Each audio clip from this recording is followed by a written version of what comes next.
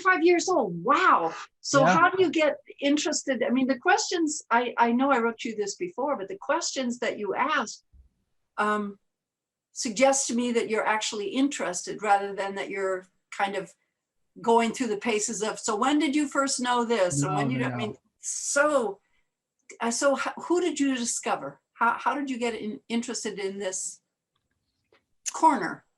Well, I grew up with my mother, who's a feminist. But I did not grow up with women's music, but I was very aware of women's bookstores. Like that was not unfamiliar to me. I remember her bringing home Sweet Honey in the Rock. That's that's one of my live at Carnegie Hall. I remember that as a kid. But then a decade ago, I mean, it's really Providence, but I had a lot of setup to lead me to women's music. So I fell in love with Laura Nero's music. And she really was, if I had not encountered Laura, I probably would not have had the ear. Maybe I would have, I don't know. I feel like she was a bridge. Yes, that's interesting. The ear, yeah, I think that's right. And when I'm thinking Meg and Chris in particular, when the three of us met each other, it was a little spooky that the soundtrack that we were listening to was so similar. Wow. And, you know, I also tracked Elton John and Sting and Billy Joel, and they were listening to the deeper soundtrack as well. Rodgers and Hart, Rodgers and Hammerstein, George Gershwin. Yes. But then you come along to, Burt Bacharach on one hand, Henry Mancini over there with a beautiful chord color. And then you have this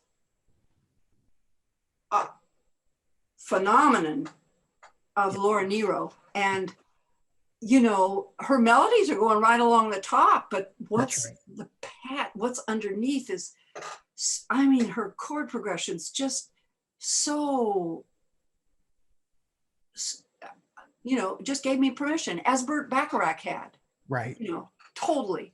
But she just went in another direction. Also, she let herself emotionally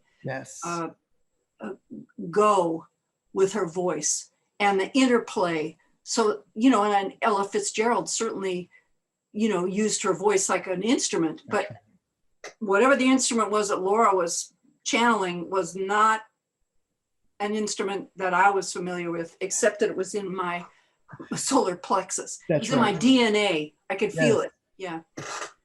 Well, I connect Laura a lot to gospel, and that's because of her doo-wop and love for R&B, and she really drew from that well. And so when you talk about Burt Bacharach and hearing that commonality with her, I mean, she was such a Dionne Warwick fan. Exactly, Dionne Warwick. Oh my God, Walk On By. Oh my God. I mean, I was in high school when I heard that, and that, and of course, I was just about, or maybe I had already heard for the first time, but Antonio Carlos Jobim, you know, and all the polyrhythms of his music. I mean, I was never a rock and roll girl because it was too simple. I mean, the beats, 1 and 3 or whatever, but and Laura really, and I would say in a different way, also Joni Mitchell, they just weren't constrained. I mean, Joni Mitchell was supposed to be a folk singer because she played a guitar, and then she went off. Yes. You know, Blue, and, you know. Mingus. Yes. She just went off. And I don't know, I got permission from them, both Laura Nero and Joni Mitchell, for the relationship of voice to music, and internally the relationship of the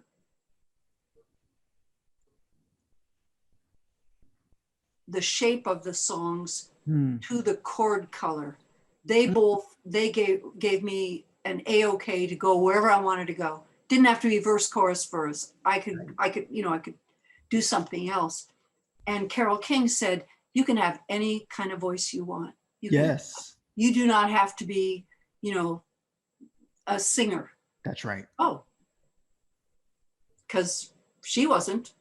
No. Nobody said she was a singer, except that she was coming through right at the singer-songwriter. I mean, she just legitimized the singer-songwriter movement or genre, if you will. And of course, then you have these little pudgy boys coming out there, and they, you know, they may have had beautiful tenor voices, but they were not going to make it as performers because they were pudgy. Right. Right. Because one of them was a screaming queen, and the other one was even more pudgy. And yet, Carol created another space that was way bigger than just for women who weren't standard singers. She said, it's about singer-songwriter. It's about the connection. And I think there was something in early women's music, at least for me, that the permission that I got from those three artists, those three singer-songwriters, that said, you know, forget the genre, forget the voice, forget the, you know, forget having to play a particular kind of guitar, a particular kind of piano, forget having to sit a particular way when you're at the piano. Let it rip. Yeah. Oh. And then I got it from the audience. Yeah, let it rip. Oh, okay. So I don't have to put on something that's not me, because I don't know how I would do that. I don't have any idea how I would.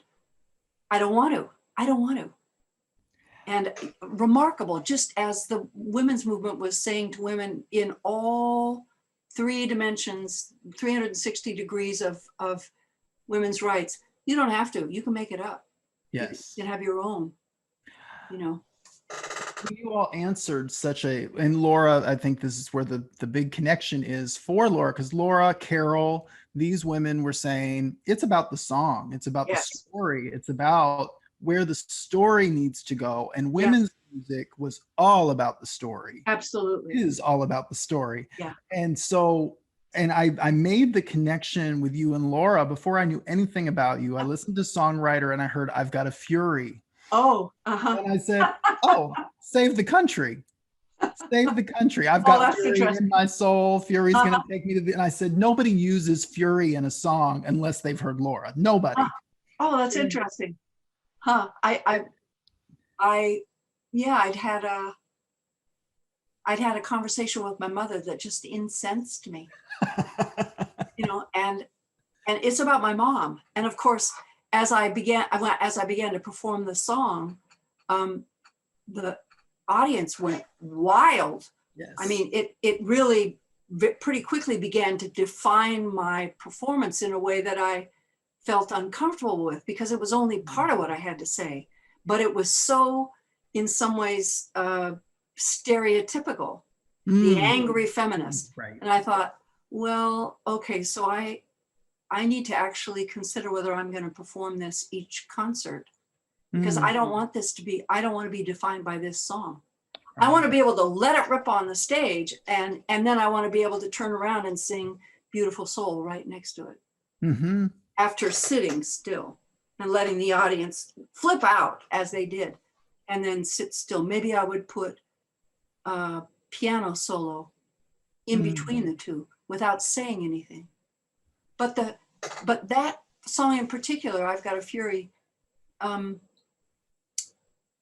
you know, interviewers in the early days were so sure they understood what I was singing about, you know, and I would wait till some particular moment, say, yeah, it was, you know, my mother just drove me nuts. And your mother, it wasn't about some XYZ, some man you'd met somewhere. Oh, no, actually at that time I had a sublime indifference towards men. Yeah, it wasn't, my energy was definitely working out things that had to do with myself and the women around me. Yeah, I would say that. Yeah. Wow. Well, that shocked a lot of people. I bet.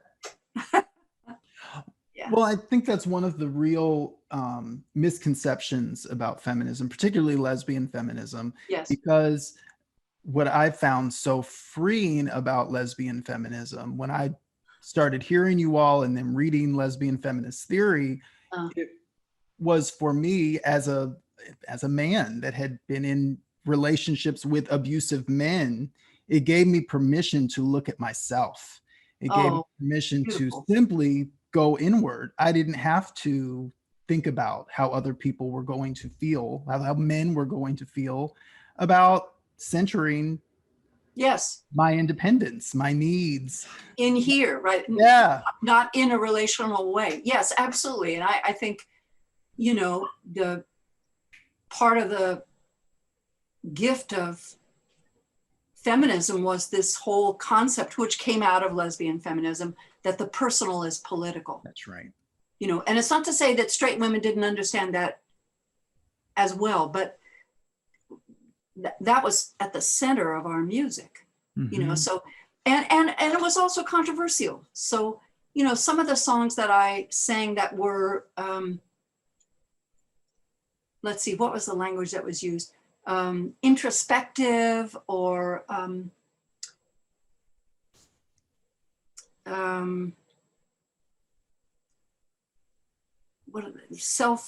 what's that language? Confessional? Yes, exactly. Confessional, but not in relation to another person, but in relation to myself, some kind of a awareness exploration, some kind of personal seeking of one's soul, if you will. I mean, I never would have used that language, but yeah, to get interested and to have a language in music. And again, for me, all three of those women, I heard in their music, I heard in the way that they wrapped themselves around their songs, such a soulfulness, such a wide open, every song had some aspect of a soulscape in it. And it just made it possible for me to write about anything I wanted to, you know. So when I first met Jean Cordova, who was the the publisher of the Lesbian Tide. That's right. You know, one of the first things she said to me is, you know, Marg, I really like your music. I mean, I think, you know, there's whimsy in it, and there's, you know, these love songs are really beautiful, but, you know, where's the anger? Where's the politics? And I said, well, I mean, this is early. What do you mean politics? Are you talking about like freedom in the key of G? Are you talking about some kind of blunt, square, kind of like I'm not a service station kind of song? And she says, yes, like something like that.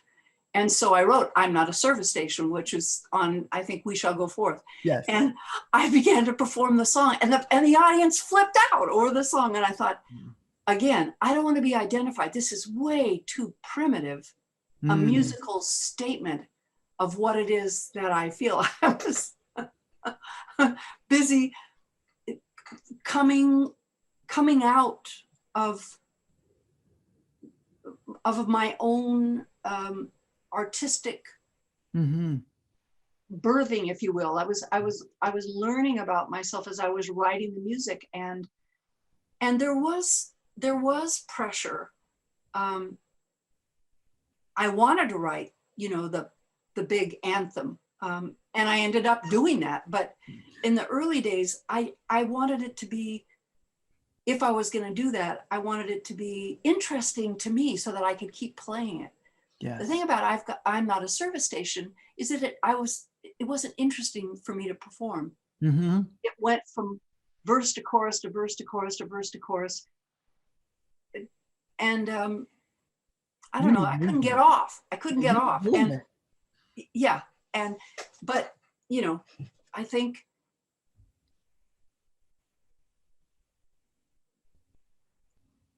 I feel so privileged, really, that the audience in the early days of my work was growing up at the same tempo I was, you know, and I in the first, I don't know, several years, I never sat down to write a song. I never did. They came out of me. They came out of me on the freeway driving 80 miles an hour. Yes. Would you like to tap dance on the moon?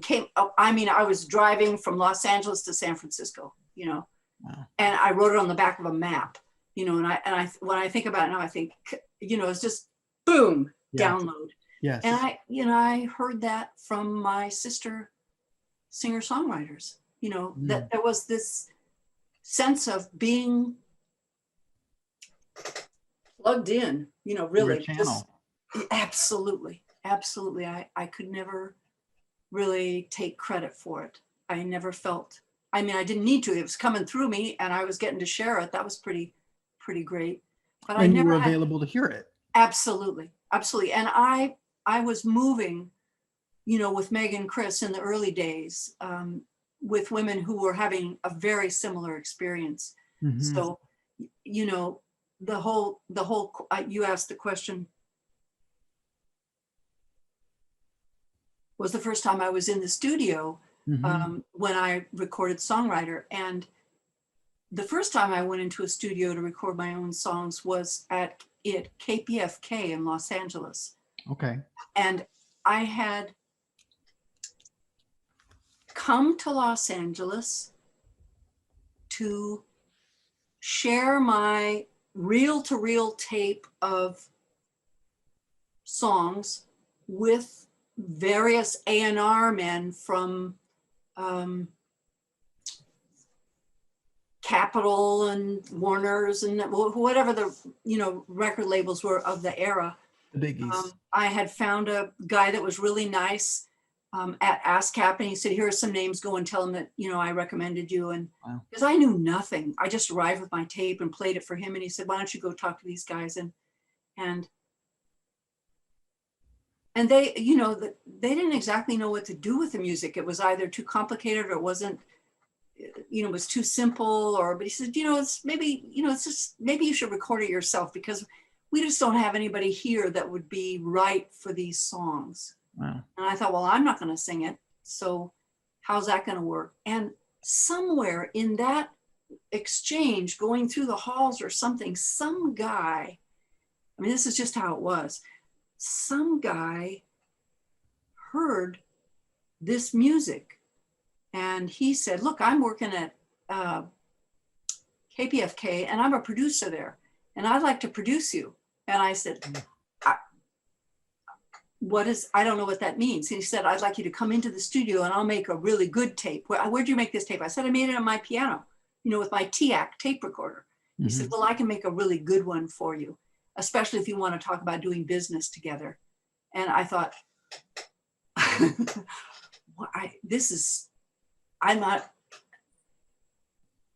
how come, what does he want from me? I just went through a whole bunch of guys saying, this is not right for us. And now he wants to, I didn't have any language to understand what it was, but my father had been a songwriter and he said, be very careful about letting anyone own your music. If they want to buy your music or own your music or publish your music, be very careful. So he was this guy doing that. And so I went to KPFK and went into the studio and here was a guy behind the glass. It was like in the movies. And I was behind this piano and I was playing and, you know, it was a reel to reel. I got a reel to reel out of that experience. And things were moving so quickly that I thanked him very much. And he said, well, do you want to, you know, sign up with me and I could get you this and I could do this and I could do that. And I said, I really appreciate all of that. And I'm not ready to make those decisions at all. I feel really overwhelmed by all of this. And then I went to a conference at UCLA, which was the first national lesbian conference. Wow. And there was Kate Millett and there was Robin Morgan and there was this stunning butch dyke named Jean Cordova, who was one of the organizers of it. And that's when we met and that's when we began to be friends. But all that was like within a week. Wow. And then Kate said from the stage, I want to stop having conferences where I have to get up and give a speech. I want to have a music festival. Wow. I'm teaching up at Sacramento State. I want to have a women's music festival up there. I can get buildings, I can get a piano, I can do this and that. Let's have that. And she said it from the stage. And there were women in the room at UCLA who said, oh yeah, that'd be great. And followed up with her, and it did happen. And all of that happened within a month. And women from all over the country heard about it. Wow. So I went, I borrowed my lover's VW bus and went, and I met Woody Simmons there, who, I'd never heard at that time anyone sit down and play a piece of music on the piano that I could have written. Wow. I'd never had the experience. I was just transported. Mm-hmm. I mean, we went to bed immediately. I mean, we shared, I played my music for her. After this thing was over, I played my music for her. She played her music for me, and then we fell into bed. And we were lovers for some period of time, and which was the story in those days. Often this passion, this incredible discovery and coming home, and just a blowout of possibility artistically. She was such a fine songwriter, such a elegant. Her chord colors, the way she wrapped things around her guitar. I believe she played a 12-string. It sounded like a 12-string. If it wasn't, it sounded like it. And her chord colors were so sensual. I mean, as was Chris's voice, as was Meg's, the way she held the guitar. I mean, I could just go on and on. I met Chris and Meg at the first National Women's Music Festival because I was there to be accompanist to Vicki Randall, who was going to be singing my music because I was not a performer, right? So Barbara McLean, who was her manager, and I happened to live with Jean Cordova. They shared a house. Okay. I mean, I'm just telling you, Tim, it's unbelievably close woven, this beautiful tapestry. I was there to accompany Vicki. Wow. And then I heard Meg, and then I heard Chris. And by the end of that week, the three of us, the four of us, plus Woody, plus others, were on the night stage of Saturday night because the original artists who were supposed to come, who blew it off, Yoko Ono among them, they had a hole in Saturday night, and we each in our own way had like blown apart this audience of women who'd come from all over the country. I don't know how they got there.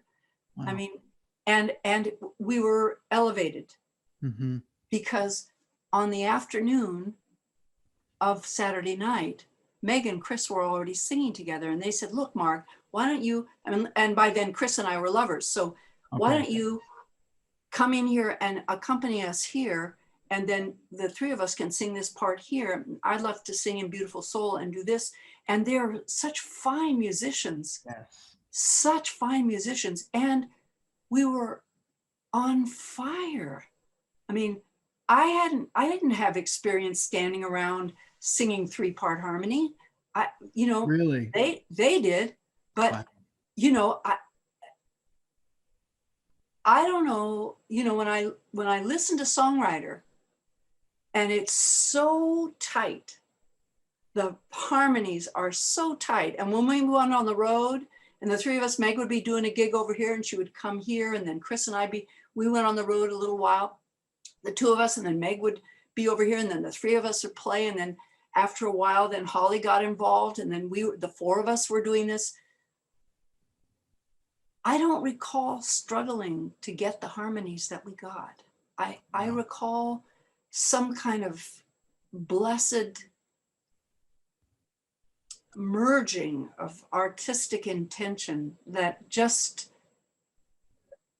the blend was stunning. I mean, and it was also true when Vicki and Chris and I sang together that you couldn't hear whose voice it was. You know, like we could sing unison, and it was like a seamless single tone. Well, that's what I'm interrupting. I'm sorry. Yeah, no, that's okay. That's what makes Songwriter. I know you know. Yes. And Changer. Yes, that's right.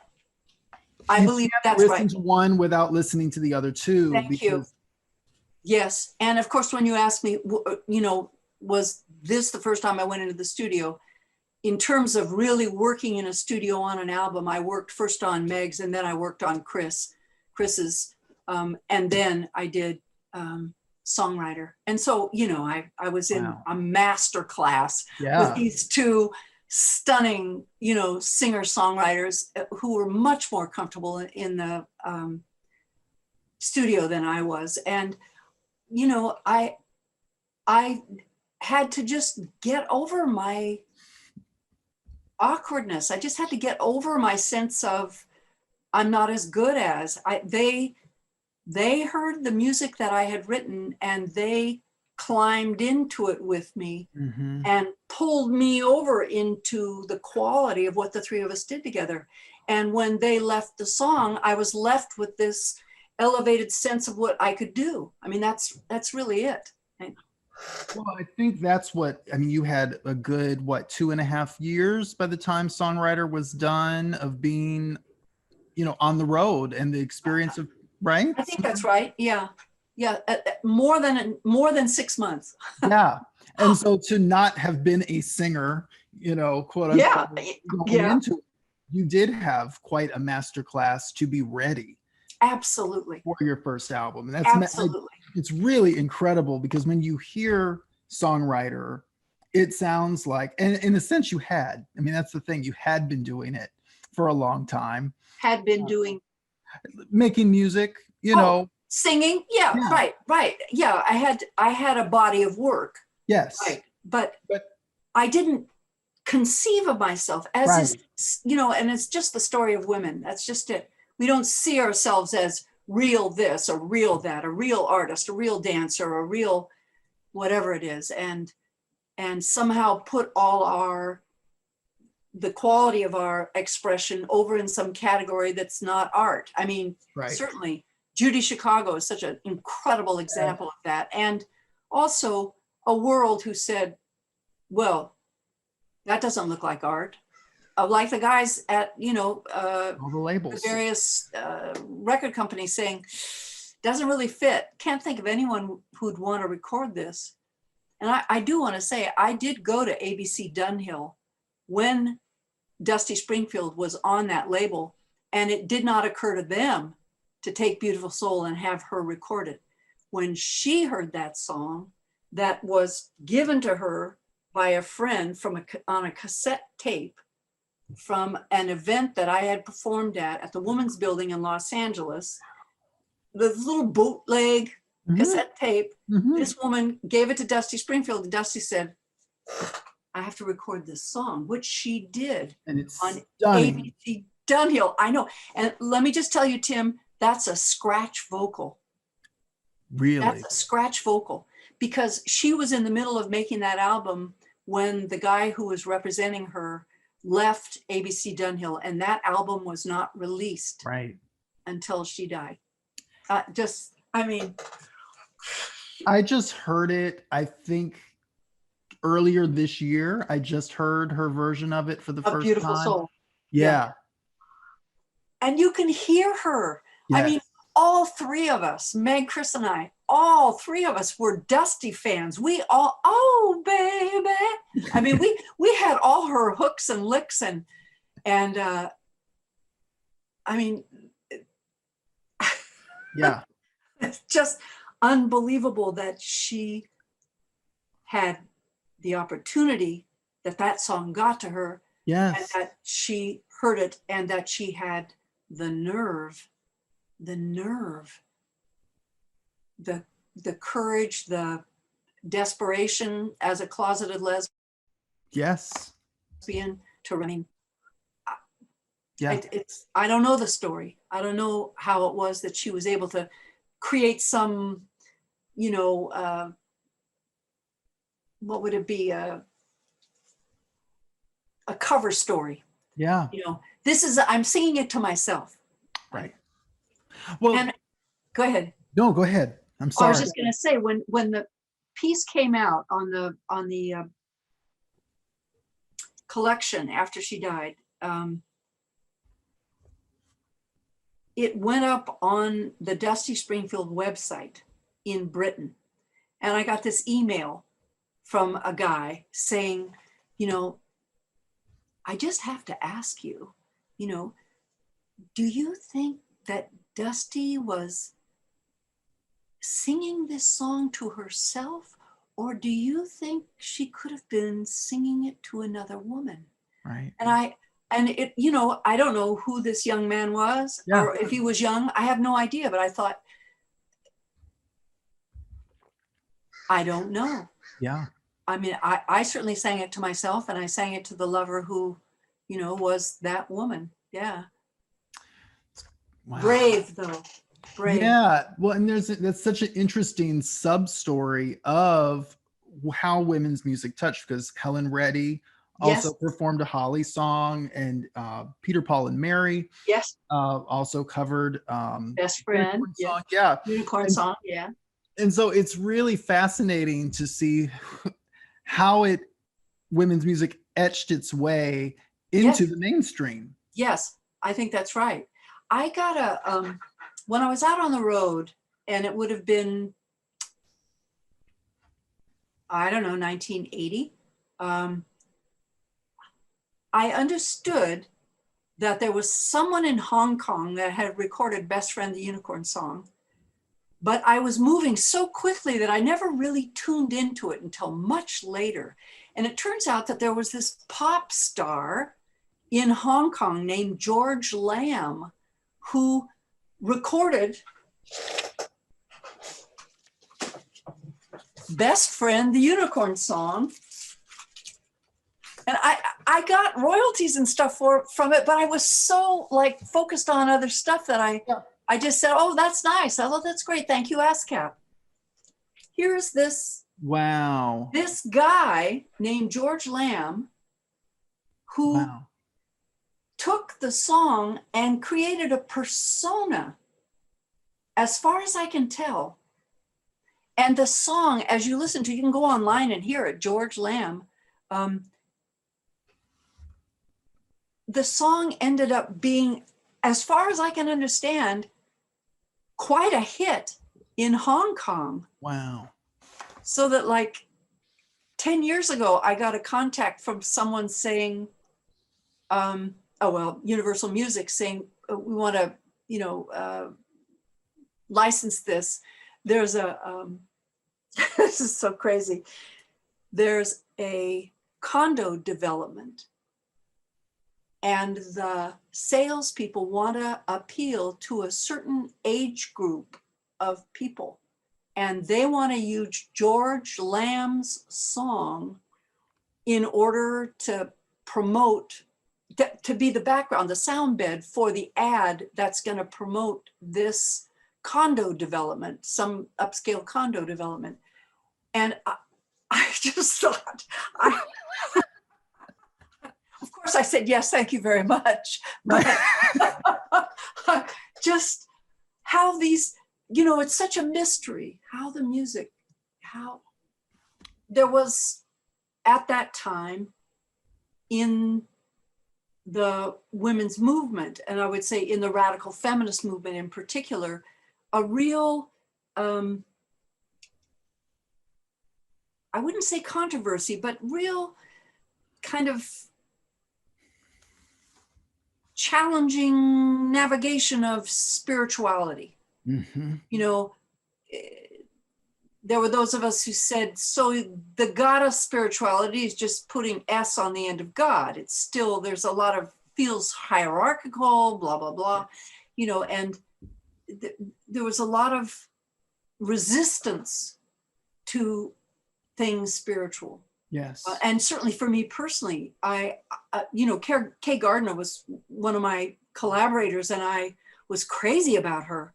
You know, I mean, we were crazy about each other, and really loved each other deeply. But she got into this goddess thing, and she had a coven. She was you know, like a Wiccan Doodah. Yeah. I don't know what the language was, but, and she would say, you know, Margaret, I'd like to, you know, send you, you know, some information that I'm writing, crystals and da-da. And I said, you know, Kay, it's just not my thing. You know, I said, it just seems not grounded. Mm-hmm. Mm-hmm. And she said, oh, okay. I mean, no resistance, no, like, wait a minute, you don't know what you're talking about. Of course, I didn't know what I was talking about. What did that mean? What kind of solid ground was I standing on? Right. Later, much later, all of what was happening during that time, the lights came on for me. I don't know what to say about others, but there was a more simple acceptance of the spiritual nature of women's music. And when, of course, when I looked over all my early material, it was just sitting there, you know, the concerts and what happened at the concerts, you know, people's response, the healing and the empowerment that took place in the weave of both of those impulses in an audience, you know, coming together gradually, one song at a time, you know, in between introductions and silent spaces. And I mean, those of us who were called to do that kind of performance, I knew what I was doing, but I would never have defined it that way. Yes. Until later. And then I felt, I felt humbled. I had to go back and talk to Kay about it and thank her for her kindness and generosity of spirit, for her graciousness, while I was busy meandering my way to where she already was. If I can jump. Oh yeah, I saw you. Yeah. Okay. Well, I think that there's several things, but one of the I grew up in the church. Which church? Fire Baptized Holiness. We were really something. Okay. Pentecostal. Yes. You know, we threw down. We really threw down.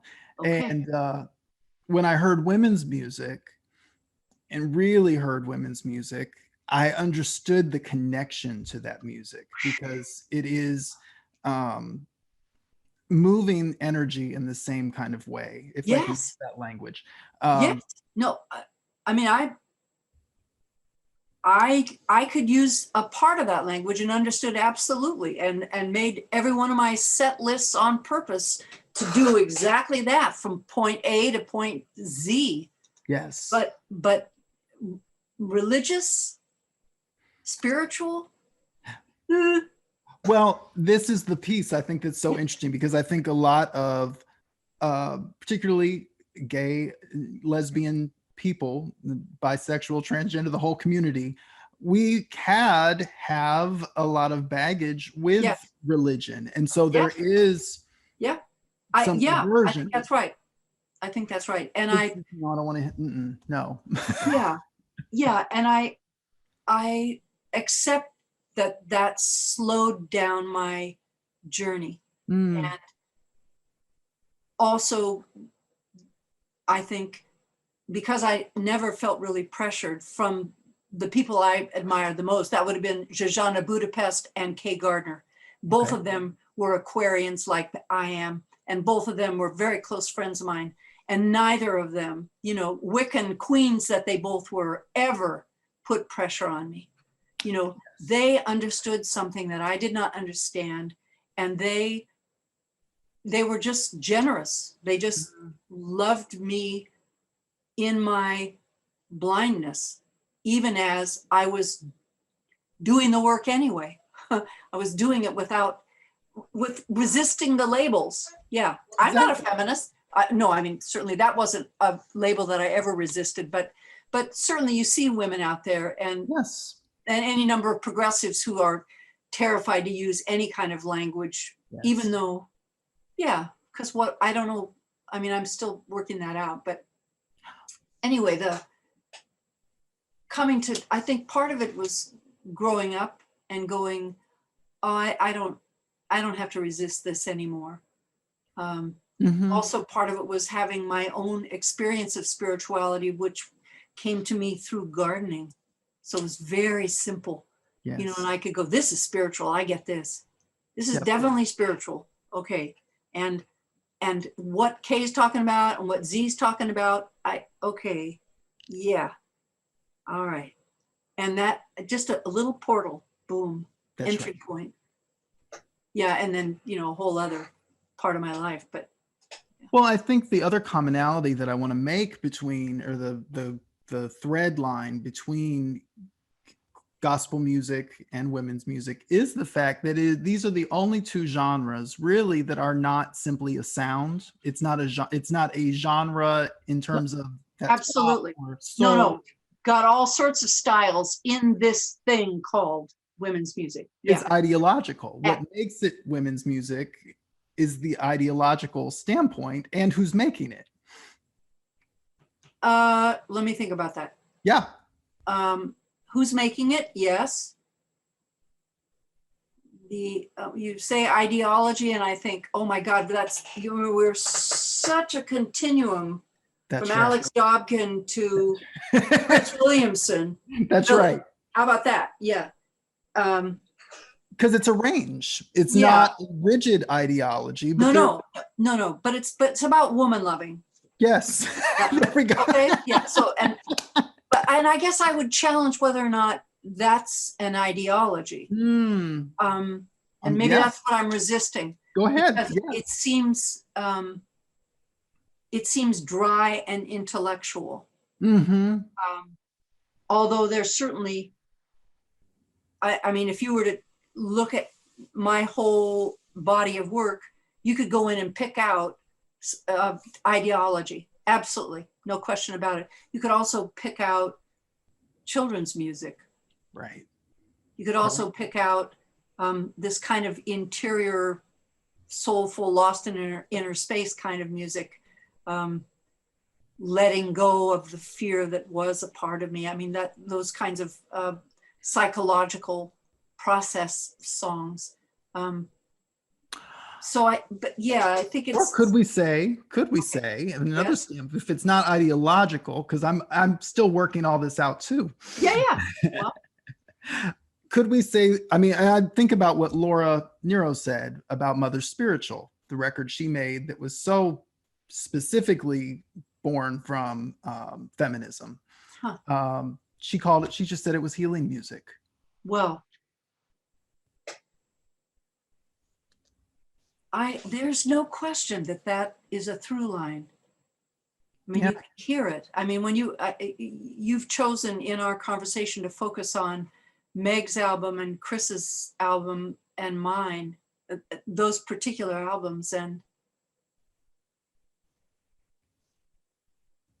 yeah, there's no question but that healing and empowerment are just right there. And the way we sang together was both a sound that was healing and absolutely electric. I mean, like ecstatic and electric and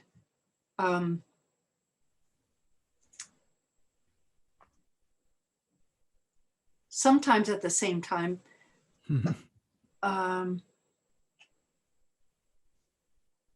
Healing and empowering, I think, are two words. And then this other stuff in the middle. Yeah.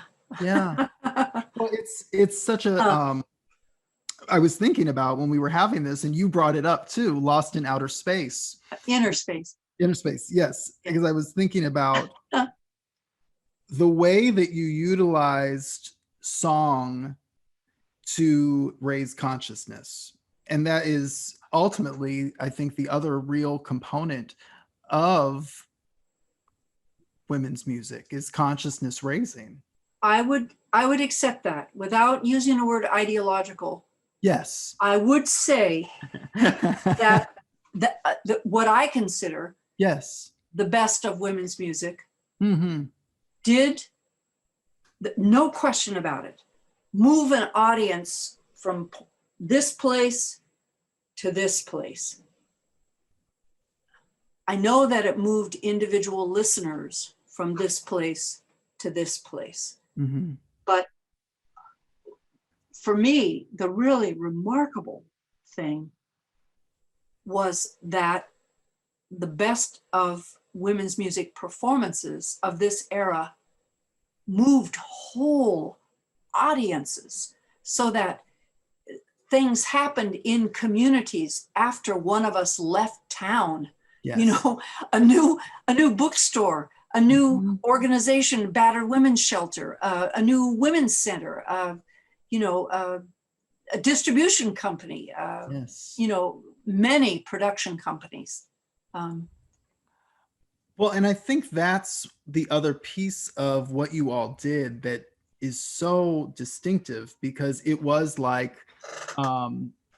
without an internet, without, all of these tools that we have today that make these things a little easier and harder all at the same time. You all were doing this simply by going from town to town. Networking. That's right. Face to face. What is it called? The word of mouth. That's right. That's right. That conference that I described earlier mm-hmm. in Los Angeles, there was a group that had driven from Chicago called the Family of Women. And it was led by Linda Shear, who's a pianist and composer. And she did a workshop at this conference. Now remember, this is at the end of the week that I had started at ASCAP and mm-hmm. gone through this thing and that thing and been in the studio with that guy and realizing, oh my God, I've got this tape, but I don't think this is right for me. And then I went to this lesbian conference, and at the lesbian conference was this workshop that had to do with music or had to do with, I don't know what, but Linda Shear ran it. And I was there, and they passed a clipboard around, to sign up and put your name and address on, that you wanted to be, kept connected to what was happening. And I got a call from Linda Shear saying, that thing that Kate said, as I really liked her. And I said, yeah, the music festival thing. And she said, she's going to do it. She's going to do it. And we're coming up. We're doing gigs here and there, because they had this little rock band, the mm-hmm. Family of Women. I think it was woman, not women. And so we'd like to stay at your house. Wow. And I said, oh yeah, great. Okay. Come stay at my house on the way to Sacramento, because I was living in San Luis Obispo, which was this, kind of a college town agricultural place. Okay. With my lover at the time. And so they came through, and they were being driven by a woman named Joan Nixon, who had a station wagon. She was from Chicago, Illinois. She ended up driving Bella Abzug in New York. I mean, wow. She knew how to drive this woman, and she also knew how to move and organize. Joan Nixon. Women on wheels. Women on wheels, that's right. That's exactly right. And I'm sure she flew in for one of those concerts too. I have no doubt of that. She was really something. She helped fund Meg's album, I believe. Or if not Meg's, Chris's. She helped fund Chris's album. She was a very a wonderful, very low-key philanthropist. But meanwhile, she was a driver. She drove her station wagon around, and she was driving Family of Women around. And they came to the house, and Joan said, we have to leave tomorrow morning. in order to get where we're going, whatever it is that they were doing next in San Luis, out, moving on from San Luis, would you get up early and play those songs you shared with us? Wow. And I said, oh, yeah. I had just written Best Friend, a Unicorn Song. Wow. And Joan had this little tape recorder, right? It's the story of the little cassette tape recorder. And Joan set that little puppy up. And I sang, I don't know, Beautiful Soul, Best Friend, the Unicorn Song, I've Got a Fury. I don't know what it was. Tap Dance on the Moon. Maybe I had written it, maybe I hadn't, but I sang some songs. And then she drove around America with Family of Woman and played that tape. You guys got to listen to this. Listen to this woman I heard in blah, blah, blah. And she was a Pied Piper for Margie Adam. That's what she did. I mean, you say we didn't have the internet, but we had these, Kay Gardner, when I met Kay at the first National Women's Music Festival, she had a briefcase and I had a briefcase. And I don't know if she knew that I had one or I knew that she had one, but we both understood that we each had a list of contacts and connections that had to do with production, distribution, artists, people who could do sound and lights and this and that. And she had a whole list and I had a whole list and we sat down and shared them with each other. I mean, and somewhere in there, Tony Armstrong showed up, who was this like teenager who's going like, wow, my mom said I should come and listen to you guys' music, because her mother was a lesbian, Tony Senior. That's right. Yeah. And I'm not sure if this is the first year or the second year, but it was definitely in this same time. Tony said, could I take those lists that you guys have and put together, make it available to other people? Like we could distribute this list of producers and the bookstores and the radio programs, because of course, by this time, NPR was making little spaces in college radio for women's music programs. I mean, right at the same time. And Tony's first brochure, if you will, of women's music contacts was called We Shall Go Forth. Wow. I know. And I was so honored that she put this together. It was Kay's list. It was my list. It was Tony's list. It was anyone that she could get to send her who's doing music in your town, who's doing radio in your corner of the world. And by then there were also women's newspapers. Women's press was beginning to grow up at the same time. I mean, it's just quite extraordinary. I think of the civil rights movement and how in the South and in various areas in the rest of the United States, partly stirred by the African-American men who were traveling by train from place to place and were doing incredible networking work. But for those of us who were being invited to play at universities by other students who understood that they could get money from the universities for the women's centers. I mean, it was such smart gals, it was, and we would come to town and we would be bringing all the information from the last college town. I mean, I did tours that were strictly university and college women's centers along the East Coast or across, the West and Midwest. And each time I did, I said, here are other women you should hear, and well, how can we get to records, and there were, I mean, it all grew so quickly. Olivia Records had Chris's album and Meg's album, and there were Olivia distributors, and women were coming to me saying, well, are you going to record on Olivia? And I said, I don't know. We have to figure that out. They have a backlog now of other artists that they are committed to recording. Right. And so that happened even later. What happened first was Meg's record was recorded. And then Chris which all the Olives wanted to record. They really wanted to record Chris's album. They knew of the Ampex album. They knew, you know, they were all crazy about her work. I was crazy about her work. Anyone who heard her sing, you know, it was just the cello, the beautiful cello, and the songwriting is so fine. There was an idea that Chris and I would do a double album. And this way, I would record my music and Chris would record her music, and we would get it all out into the world, because we were both performing all the time on the road.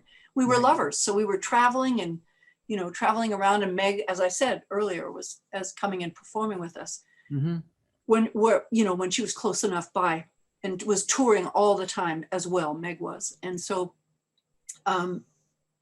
we got to the situation of actually looking for a studio in Los Angeles where we were going to do this double album, because the three of us were doing my music and Chris's music. Right.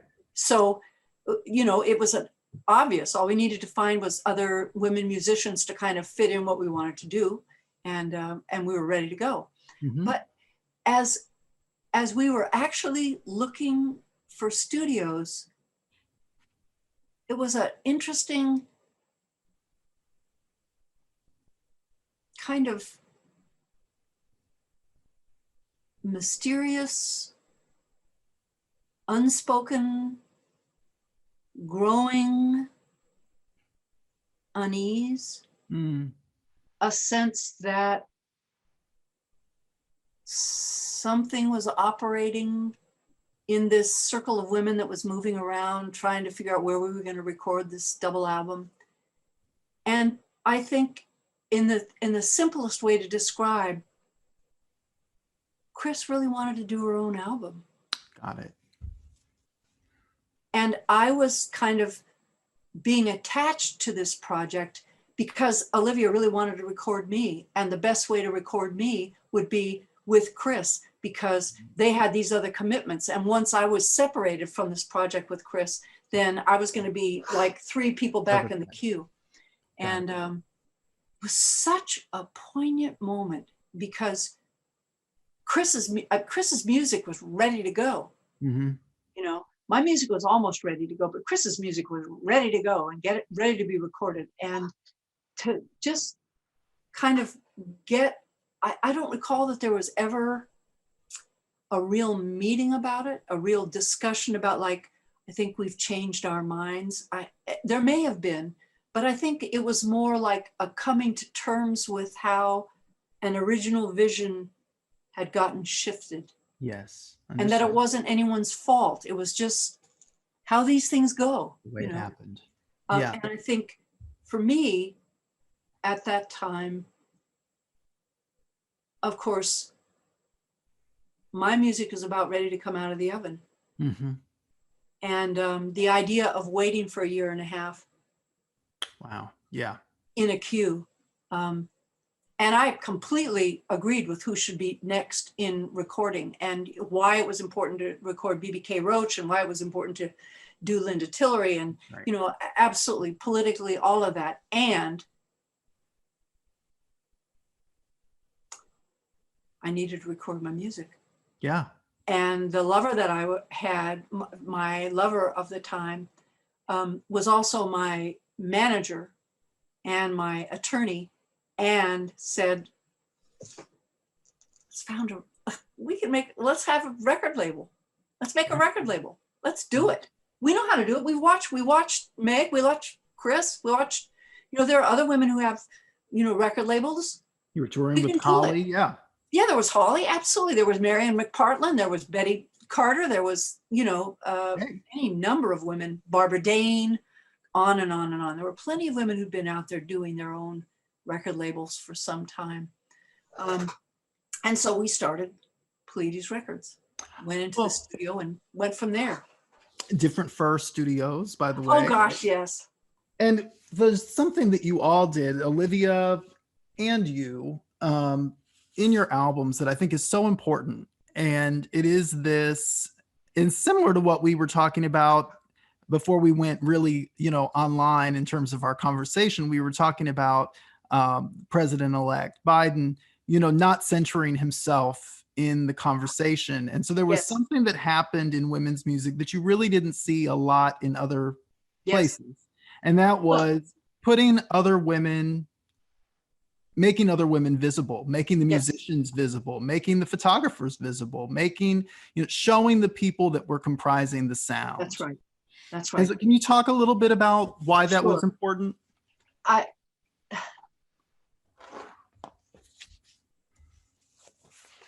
This was a political statement. When you want to talk about ideology, this was feminist ideology. It wasn't enough to say for us, and when I say us, that's Boo Price, who was the co-founder of Pleiades Records, Barbara Boo Price, and myself. It wasn't enough to talk about a woman-centered project or all women in the project, that everyone in the project was a woman, that we, put a lot of effort and invested financially as well as energetically in bringing women in, training women, so that was our team. Because we did believe that it felt different, it sounded different, it meant different. Yes, yes. And rather than argue about it, we just did it. And, Boo's aesthetic was very sophisticated. And she said, if we're going to put this music out, I would like it to compete with what's out in mainstream music right now. I want women's music to be right there in the record stores with the rest of the music. Yes. And we can be a part of making that happen. And I'm going to go to the record stores and take a look at what the album covers are like right now in 1976. And I hope to find a designer who will bring that design to our album. We're gonna make it look like it belongs in the mainstream, And her vision also was, churches, multi-purpose rooms, veterans auditoriums, that's fine, but let's go into the Palace of Fine Arts. Let's go into Carnegie Hall. Let's go into the Athenaeum in Chicago. Let's go into, the big theaters. Let's take women's music over ground. Yeah. In the same way of taking woman-loving feminism, all of it over ground. Let's not allow the gatekeepers of the culture to define women-made things as somehow craft rather than art, right? Somehow second rate rather than the best quality. So she went and she saw this guy, I think it was a photographer named Scavullo, I think. Oh, yes. Yeah. Beautiful work. And yes. his photos of that time were headshots. And if you walked into record albums in 1976, you saw, James Taylor's head and this female, but Barbara Streisand's head and this and that. And she said, we're going to do a headshot. And I'm going, oh my God. Because in women's music at this time, the political aesthetic was, we don't want to be promoting the star image, or we don't want to be star tripping. We don't want to be looksist. We don't want to be promoting pretty. Yes. And so the albums, both Chris's and Meg's album, had each of their entire bodies. Distant shots. Absolutely. Distant. So that they could get their entire body on the album, which is to say that women are more than their face. Yes. So it was a dilemma for us to say, we're going to take women's music over ground. And what that means is being absolutely contemporary, being first quality, to to compete. We intend to be competitive and to take this music and compete right up front. Yes. So that was fine for the single cover. But we also wanted to make this political statement, which is, it's not just how it sounds and who makes it, but it's also what it means. And the only way to do that visually was to actually show the faces of all the women who were involved with making the album, including the designers, the engineers, all of it, the lighting, all of it right there. And that meant having a double album. Yeah. Which, so that when, and particularly Boo imagined it, you know, what's it going to be like, Marg, when women open this album and there are all the women who have been responsible for making this music. And while they're looking at the lyrics, which we will also print there, not just the music, but actually because the lyrics matter, they have meaning. That's right. They'll be able to hold this thing like a book, like a story of what's possible. That's right. I was nervous. I just want you to know that, Tim. I was nervous because I thought, I think some people are going to get mad at me. I think they're going to make up something about me and I don't know, whatever. Yikes. But she was absolutely right. And this album, this visual, the press kit that the designer put together, the pieces of material in the press kit were so stunning that we got Studs Terkel, we got the New York Times, we got all sorts of media that women's music had never been covered in. Yes. And that allowed us to take in all of women's music and say, I actually am a part of something bigger than myself. I'm actually a part. This is Chris Williamson, this is Meg Christian, this is Holly Near, this is, you know, and it's not just singer-songwriters, it's also Kay Gardner and this whole area of classical music. And it's R&B, it's Linda Tillery, it's this and that, and which I loved making it bigger than they wanted to see it. The media people wanted to see it as, wow, you're really, essentially, you're really not like all the others. Mm-hmm. You're actually a pro. You really know what you're doing. The others are kind of strum, free, kind of folk protest, bra burning, man hating dykes. But you actually are, you're more like mainstream. Yeah. Which, yes, quite purposely. Yes.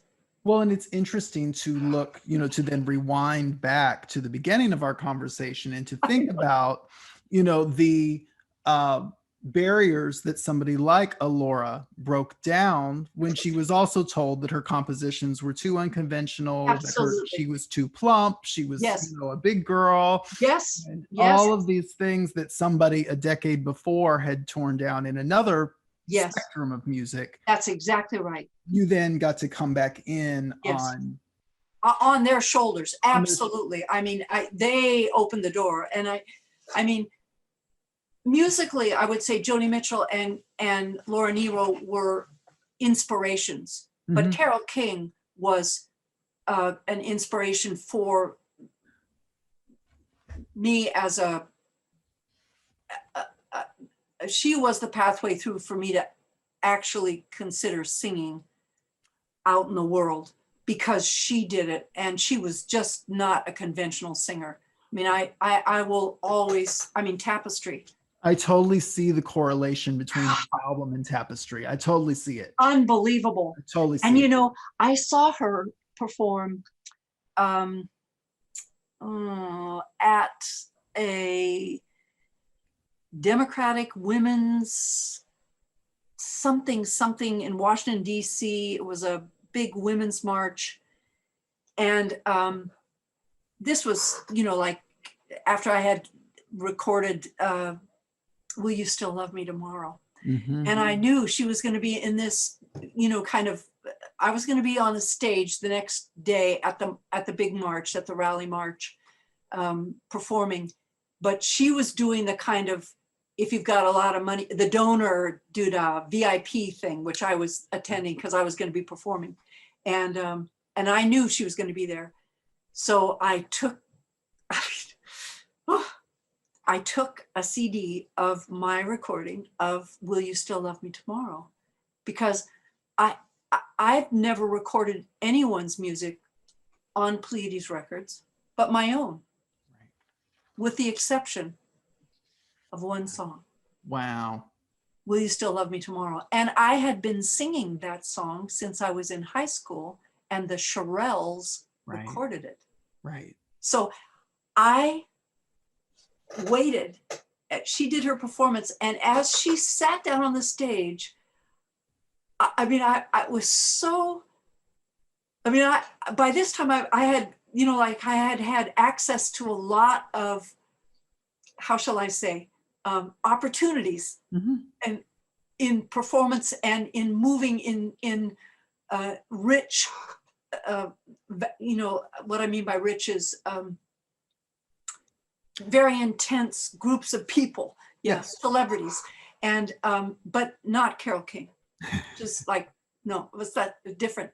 She sat down at the piano, and this room did not have any chairs. It was meant to be a reception, and Carole was going to sing a couple of songs. There weren't any chairs. So, but the reception had gone on for a while. So there were actually women sitting on the floor, which made it feel like the early days of women's music for me, because that's how it was the day that I sang "Beautiful Soul," and that woman recorded the cassette that she then handed to Dusty Springfield. There's a photograph of me sitting at a little spinet, and the woman who recorded me singing "Beautiful Soul" was right there in the front.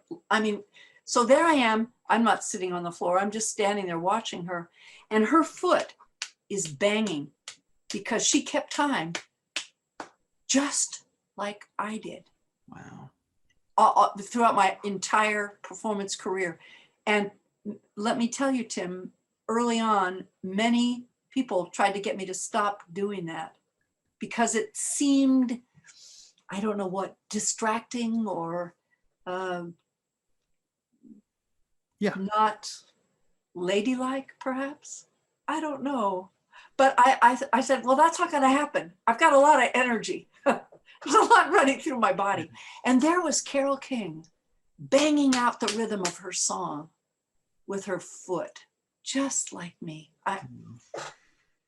And then I gave her the CD. I have a photograph. My sound engineer was there, and I said, honey, would you just take a picture of me when I'm just standing there talking to Carole King? Wow. Yes, Marg. Yes. Yes, I will.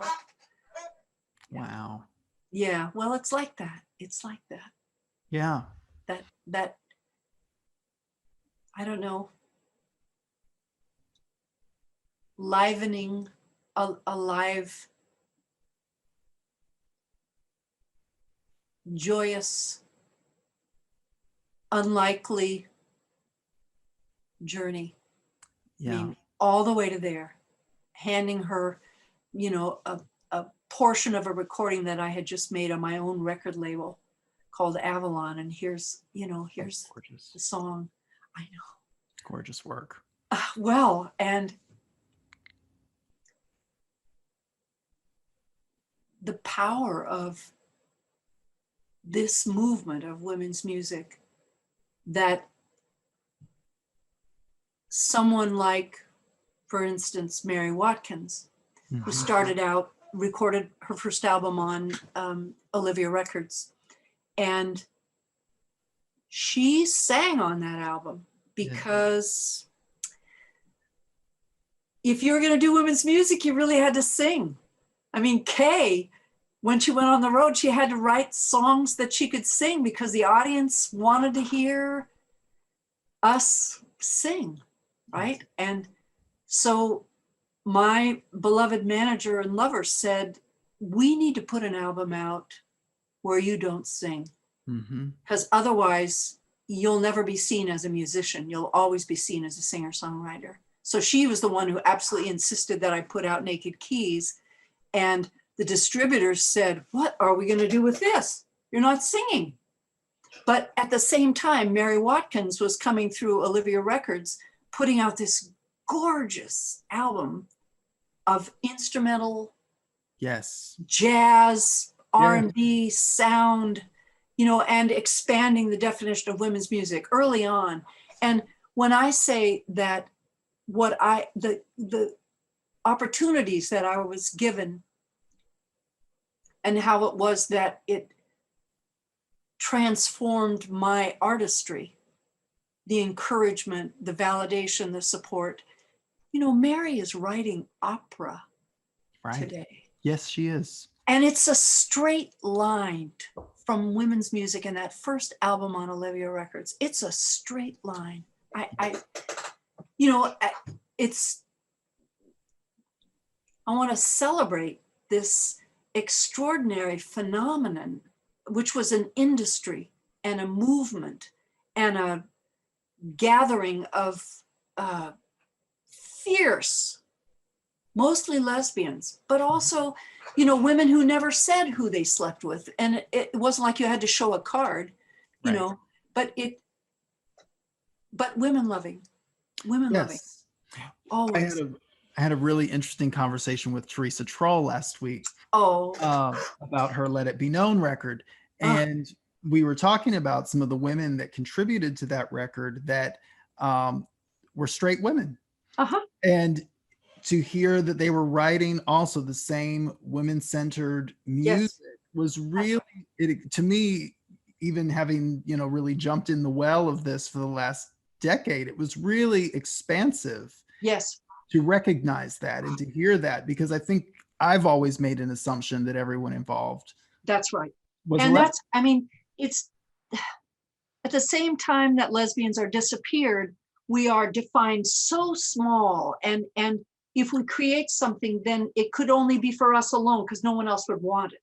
Right. You know, and the idea that the fuel, the engine for women's music could be lesbian feminist artists and all of the women around that built the network of culture around women's music, that it could have been sister, shoulder to shoulder. The first National Women's Music Festival was founded by a straight woman named Kristen Lems, you know, her vision was a vision that was not just singer, songwriter, guitarists, and pianists. You know, Jane Sapp was there.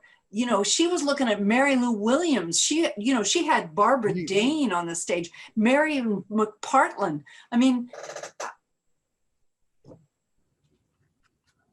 and that was her vision. That was a feminist vision of women's music right there at the very, very beginning. Well, one of the things I've always loved that Holly Near has said is that, you know, in years since, you know, the Imagine My Surprise era, you know, she has been in relationships with men as well, and she has maintained a lesbian feminist identity because she sees it as a political identity as well as a sexual identity. And I really, really get that, because it is a set of ideals. Yes. It's value. That's right.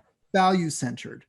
Yeah, you know, when my partner and I got married, there was a woman that I had walked precincts with in 2000 in Florida for Al Gore's campaign. And this is a woman who's like now, I think 80 years old. And I'm 73, and she's older. I think of her as an older sister. She's very active in Emily's List, actually the Western Regional director of Emily's List, and we just fell for each other like mad. And I loved her husband, you know, but we had this connection that seemed for her to be like unusual and not confusing exactly, but kind of hard to put any place. And when we got married, she stood up. When Ruth and I got married, Judy was there with her husband, Buzz, and she made a toast. And she said, to this room of a real mix of people in every way, said, you know, if I ever was to be with a woman, it would be with Margie. Wow. She said, my husband, Buzz, of course, is, you know, my first whatever, but there's something about her. And I thought, I know that you're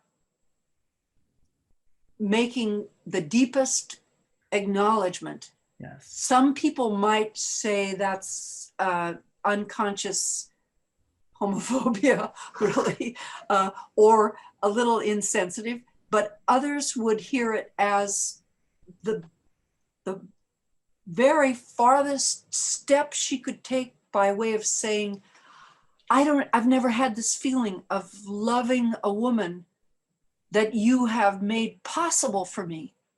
And I think that there were women from the very beginning at concerts of women's music who brought their mothers, their sisters, their best friends, women who were lesbians, who said, I want you to know how it is I feel, what it is that it means, that what it is that I'm doing, who it is that I am. And it wasn't only my concert, it was many other women in women's music, straight and not straight. The assumption was that we were all lesbian, but it was this discovery of woman loving that you could go hear and see and feel in the concert space. And it wasn't because everybody was holding hands. There was some incredible ephemeral psychic, yeah, I don't know. You felt it. What's that? I said you felt it. Totally. Yeah. Well, and Teresa and I actually touched on this in a sense, because we were talking about her relationship with gospel music. And she's made it very, you know, she made a distinction because she was like, I enjoyed the music, the feeling in the music, not necessarily the belief system outside of religious, that. right? But I think women's, I'm going to make that connection again, because I think it's very similar, because it is something you feel and it is transcendent. And so people can come in that are not necessarily of it and find that they are. That's right. And find that they are. Yeah, I think it's a fellow travelers. Yes. I am about to post on my new YouTube channel a video. We're just in the midst of putting it up. It's going to go up in the next like 3 weeks or so. One of the performances from Come Out Singing was a rendition of Best Friend the Unicorn song. And my little, 1975-year-old self is singing this song, so excited, so happy. And they cut to the audience, like there are cutaways all the way through the song, to the degree that you can actually see the guy in the front row come around gradually to not being self-conscious about wanting to sing along with everybody else.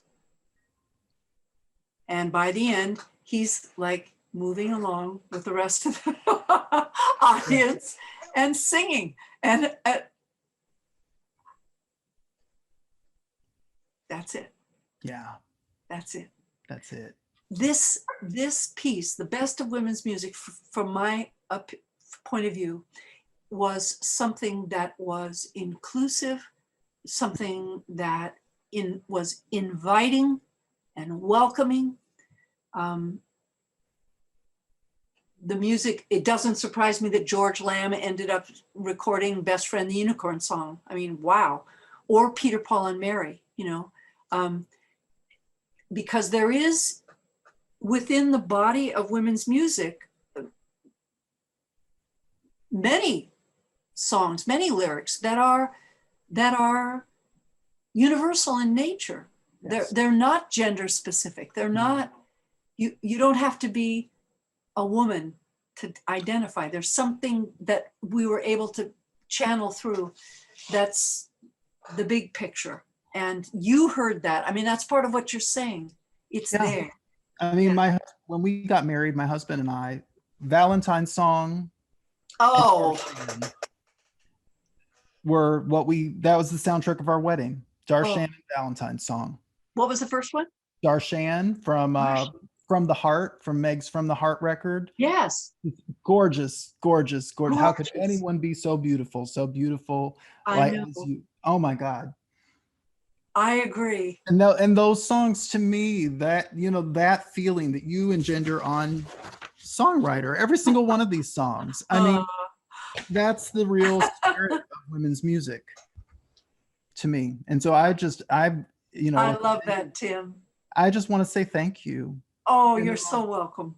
I mean, this music is, I say this every time we talk about it, is transformative and will enhance you and change something about you Yes. from an encounter, and a continued listen. And you just keep finding more and more of yourself, your humanity, really, I think is what it pulls out.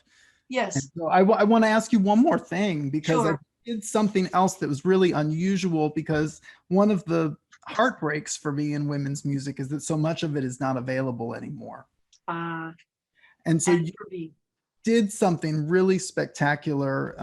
I think a decade or so ago, maybe 15 years ago, you remastered your catalog and reissued it. And can you just say something about why that was important to you and what it means to you to have your music in the world today?